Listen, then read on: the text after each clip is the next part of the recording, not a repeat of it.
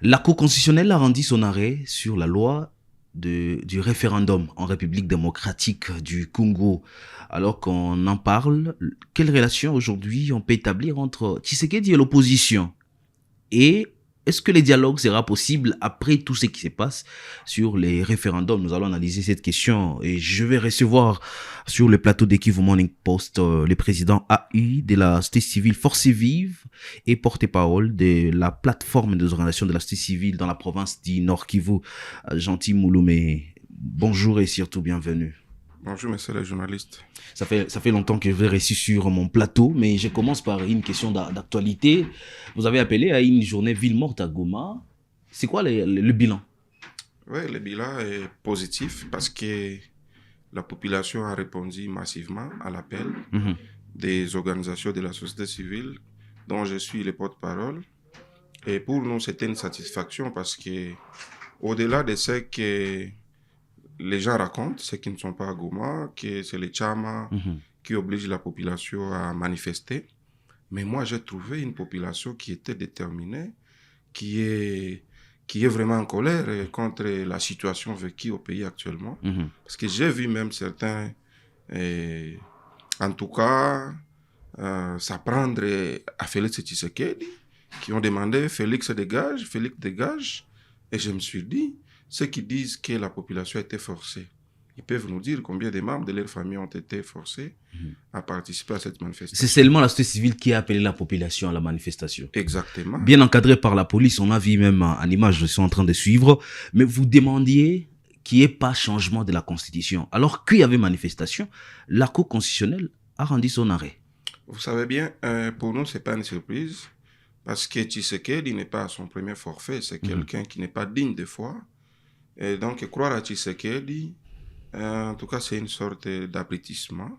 Parce que vous avez vu comment il a roulé l'Église catholique et l'ECC.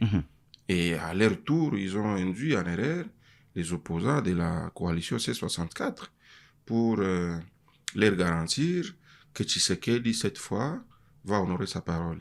Mais par surprise, le même jour, nous avons vu la Cour constitutionnelle juger conforme à la Constitution cette loi référendaire pendant que, normalement, pour apaiser la situation, on devrait abandonner toutes ces démarches-là. Et donc, pour nous, ce n'est pas une surprise, mais je suis sûr et certain que le peuple va gagner. Et cette loi, même si validée par la Cour constitutionnelle, nous mettons au défi. Mais c'était une première manifestation depuis que le projet de changement de la Constitution a commencé en RDC.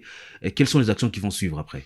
Ce n'est même pas la première manifestation parce que ça a commencé avant à Kinshasa et ce n'est pas vraiment la première parce que nous y participons d'une manière ou d'une autre parce que nous sommes bien représentés partout au pays. Nous sommes à Kinshasa à travers nos représentants là-bas, à Beni, à Bunia, partout, à Bukavu, à Lubumbashi. Et donc, les manifestations vont poursuivre. La coalition C64, elle est très élargie. Elle est très élargie. Et donc, il y a aussi la société civile qui est partenaire. Il y a l'Église catholique. Il y a la confession ECC qui fait partie aussi de ces fronts communs pour empêcher la révision ou le changement de la Constitution. La première manifestation a été annoncée à Kinshasa par la C64, reportée au 15 août avec l'ultimatum après la rencontre avec Evariste Ndayishimiye. Vous pensez, qu'est-ce que Tshisekedi est en train de jouer? Tshisekedi joue à la montre. C'est sa stratégie depuis la résurgence de la crise au pays. Ça s'est dit à la montre, ça veut dire quoi effectivement? Ça veut dire il veut... c'est quelqu'un qui a la soif du pouvoir. Et donc, il ne veut pas directement aller au dialogue avant que son mandat n'approche à sa fin. Et donc, c'est ça, jouer à la montre. Il veut gagner du temps pour continuer à distraire les gens afin de créer une situation qui va lui renvoyer dans un glissement. Alors, on va en parler. Je l'ai d'ailleurs annoncé dans cette émission. On parle de l'arrêt de la Cour constitutionnelle, alors que nous étions dans une initiative du dialogue. inclusif en République démocratique du Congo. Est-ce que comme société civile, vous y croyez encore? Ouais, nous pensons qu'au finish, il y aura toujours ce dialogue. Quand? Coûte que coûte. En 2028, en 2029, en 2030? Ça peut être en 2027 ou en 2028, parce qu'à la fin, il y en aura toujours. Parce qu'il n'y a pas d'autres alternatives. Il n'y a que le dialogue qui peut nous aider à résoudre ou à résorber cette crise en cours au pays. Et donc, quelles que soient les manigances du pouvoir en place, au final, nous allons dialoguer. Vous vous rappelez, hier, Tshisekedi avait dit, il avait juré, qu'il ne sera jamais en face avec Kagame ou avec les pantins. C'est un terme qu'il préfère utiliser en traitant les M23 des pantins. Mais aujourd'hui, vous avez vu ce revirement à 98%, à 98 degrés. Et donc, ils sont sur la table, à Doha, aujourd'hui en Suisse, à Montreux. Ils sont sur la table à Washington. Les accords ont été signés. Et aujourd'hui, c'est maintenant l'étape de l'application. Même si beaucoup de clauses ne sont pas respectées, mais ils ont déjà signé des accords. Et donc, Tshisekedi, c'est quelqu'un qui, en tout cas, qui n'a jamais été constant dans ses positions. Il ne dit que des choses sans s'imaginer les retombées, même l'ampleur de ce qu'il dit. Je vous rassure que ce dialogue aura lieu, quel que soit le temps, le dialogue aura lieu au pays parce que la guerre a échoué. Et la guerre n'a jamais résolu une crise définitivement au monde. Il n'y a pas un pays qui a résolu sa crise à travers la guerre seulement. Même après la guerre, on négocie toujours, on dialogue toujours. Et donc, ici, à cette crise, ce n'est que le pourparlers. Une frange de la population, d'ailleurs une opinion, pense qu'il ne faut pas intégrer l'AF123 dans ces dialogues. D'ailleurs, Patrick Mouyaya l'a souligné. La position de la société civile par rapport à cette question? C'est juste une distraction. On veut toujours montrer à la population, une sorte de manipulation parce qu'ils savent, ils connaissent le peuple congolais. Ils savent ce que le peuple veut entendre. Et c'est pourquoi Pour vous, quels sont les acteurs qui devront prendre part à les ces... acteurs, d'ailleurs, l'AF123, c'est parmi les acteurs majeurs. Top 1 parmi ces acteurs, c'est l'AF123 et l'opposition radicale. Et quand on parle de l'opposition radicale, nous voyons souvent la RDC, le mouvement souvent la RDC. Avec Joseph Kabila. Avec Joseph Kabila et consorts, et Katumbi, Matata Mponyo et les autres. Mais aussi, il y a de l'autre côté la C64 qui est une opposition active sur terrain au niveau de Kinshasa. Et donc, il y a également la société civile, les confessions religieuses. Ça, c'est partie prenante. On ne peut pas parler d'un dialogue. Et donc, à l'absence de l'F123 ou de l'opposition radicale, ce n'est pas un dialogue, c'est une récréation pour bouffer les fonds publics. Est-ce que vous ne trouvez pas qu'on va refaire ce qu'on est en train de faire à Doha, si on invitait encore l'M23 dans les dialogues inclusifs en RDC? Ce qui se passe à Doha, c'est une autre étape. Donc, c'est un round qui n'a rien à faire avec le dialogue national. C'est un dialogue entre deux parties. Et là, c'est purement politico-sécuritaire. Non, d'ailleurs, pas même politico-sécuritaire, c'est purement sécuritaire. Parce qu'il y a la guerre à l'Est, et les acteurs dans cette guerre, c'est le gouvernement congolais et le mouvement F123. Et donc, ce dialogue-là n'a rien à faire avec l'opposition qui est à Kinshasa, n'a rien à faire avec la société civile ou les confessions religieuses. C'est un dialogue qui veut créer et donc, un lit pour le dialogue national inclusif. Et quand on parle du dialogue national inclusif, on ne peut pas exclure aussi les mouvements armés. Quelle revendication on va amener à Doha et quelle autre on va amener dans le dialogue inclusif pour l'M23? La crise est profonde. Il y a des causes profondes. Et multiformes. Autour de cette crise que nous traversons au pays. Et donc, il y a plusieurs raisons. Même si ils sont à Doha, mais comme étant fils du pays, étant fils maison, ils doivent également participer au dialogue national inclusif parce que c'est là maintenant qu'on va discuter sur des questions internes qui concernent la vie de la nation, des questions politiques. Et surtout qu'ils maîtrisent les enjeux du pays. Exactement. Vous savez, aujourd'hui, il y a une frange qui a pris le pays en otage, un seul clan. Le clan Tshisekedi, tous Kassaïens. Est-ce que cela fait partie aussi du problème? Ça fait partie des causes profondes de la crise également. Parce que nul n'est venu accompagner les autres dans ce pays majestueux et riche. Mais nous voyons toutes les ordonnances, toutes les nominations.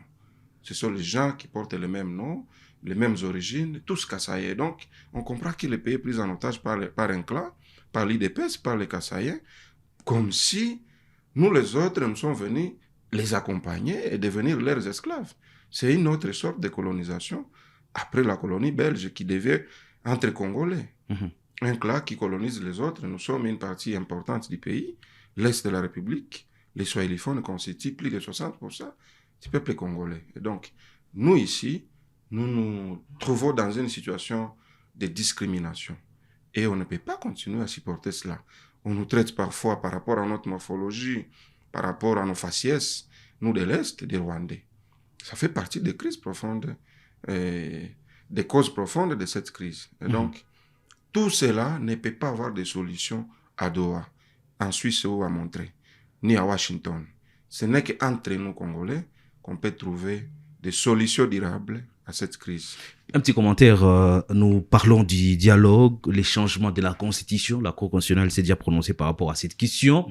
D'un autre côté, on parle également des sanctions. Est-ce que vous pensez que cela fragilise les initiatives de paix en RDC? Totalement, ça fragilise parce que c'est étonnant. Nous ne voyons pas la pertinence des sanctions. Depuis le début de cette crise, depuis la résurgence de cette crise au pays, les sanctions n'ont apporté aucun changement. On a sanctionné les leaders de Live 523, Nanga, les coordonnateurs Nanga, Korda Bissimwa. Soumutamba, ils ont été aussi jugés en RDC. Ils ont été jugés par contumace, condamnés à mort. On a lancé même des recherches, soi-disant wanted, sur les criminels qu'il faut attraper partout. Et voilà aujourd'hui Mutamba là où il est. Mais ces gens sont libres. Et donc c'est, bon, Dieu a confondu, certains. Mais j'espère bien que ces sanctions-là ne vont apporter aucune solution. Et c'est pourquoi la société civile s'est opposée à ça. Nous nous inscrivons en faux. Pourquoi? Parce que ces sanctions vont plutôt contribuer à aggraver la situation, à l'entêtement des acteurs, au lieu de crisper la situation. Parce que dès le début, on a sanctionné. Même les Rwandais, plusieurs officiers ont été sanctionnés. Mais sur le terrain, qu'est-ce que ça a changé? On sanctionne, mais est-ce que Minembwe, qui était la visée principale du régime au niveau du Sud Kivu avec leur coalition Burundi, mercenaires, Wazalendo, FDLR et consorts, mais aujourd'hui Minembwe a été libéré totalement et la menace a été repoussée plus loin de Minembwe parce que consciemment, nous sommes tous conscients que la population de Minembwe a été longtemps meurtrie. On a tué plusieurs civils, plusieurs paisibles citoyens, parce que seulement on a la soif du pouvoir. On veut à tout prix contrôler cette zone, considérée comme potentielle pour les Burundi, qui s'investit beaucoup pour avoir aussi intérêt d'influence au Congo, comme l'Ouganda au niveau du Grand Nord, Ituri et consorts. Les Burundi veulent à tout prix avoir une zone d'influence au Sud Kivu. Et donc c'est pourquoi ils s'investissent beaucoup et ils sont prêts même à éliminer toute cette population. Aujourd'hui, nous saluons quand même cette bravoure. Donc pour vous, les sanctions fragilisent l'initiative de paix? Oui, c'est inconcevable qu'on soit sur la table de négociation et que les Nations Unies choisissent de sanctionner une partie. C'est pourquoi nous avons considéré ça comme des sanctions sélectives. Parce que vous rappellerez dans le passé, quand nous étions dans l'état de siège ici à Goma, on a massacré en pleine journée des gens, des populations civiles non armées, qu'on dénomme Wazalendo, qui étaient des adeptes d'Ephraïm Bissimwa. On les a traités d'être collaborateurs de M23, des Rwanda. Et après, la justice a condamné des militaires derrière un monsieur qui s'appelle Riki Paluku a monté toute cette cabale. Il a monté des intox et on a tué plus de 150 personnes et on a emprisonné autant. Et donc, ce sont des crimes qui devraient être sanctionnés par les Nations Unies ou par les États-Unis. Et ce sont des crimes du pouvoir en place. Merci beaucoup, gentil Soni Mouloumé. Merci surtout d'avoir répondu présent à notre invitation. En tout cas, c'était un plaisir et ces derniers temps étant présent dans la ville, je suis disposé à poursuivre. Mesdames et messieurs, vous avez suivi le point de vue de la société civile, force vive de la province du Nord Kivu. D'ailleurs, les porte-parole de la plateforme des organisations de la société civile en province du Nord Kivu. Merci à vous de nous avoir suivis et on reste scotché sur Kivu Morning Post. Abonnez-vous à la chaîne. Portez-vous bien.